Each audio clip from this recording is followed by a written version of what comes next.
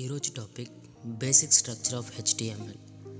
అసలు హెచ్టిఎంఎల్ కోడ్ని ఎలా స్టార్ట్ చేయాలి, ఎలా ఎండ్ చేయాలి అనేది ఈ వీడియోలో చూద్దాం.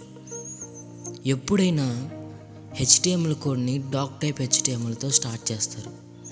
దీనివల్ల యూజ్ ఏంటి అంటే మనం రాసే ఫైల్ హెచ్టిఎంఎల్ ఫైల్ అని బ్రౌజర్కి చెప్పిద్ది. దాని తర్వాత హెచ్టిఎంఎల్ ట్యాగ్ని రాస్తారు. ఈ ట్యాగ్ లోపలే మన హెచ్టిఎంఎల్ కోడ్ మొత్తం ఉంటుంది. తర్వాత హెడ్ ట్యాగ్ రాస్తారు. ఈ ట్యాగ్ లోపలే మన వెబ్సైట్ ఇన్ఫర్మేషన్ రాస్తాం.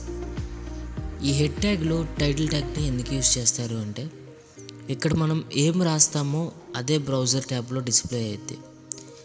ఇక్కడ కోడ్లో నేను పేజ్ టైటిల్ అని రాసా, సో బ్రౌజర్ ట్యాబ్లో పేజ్ టైటిల్ అని డిస్ప్లే అవుతుంది.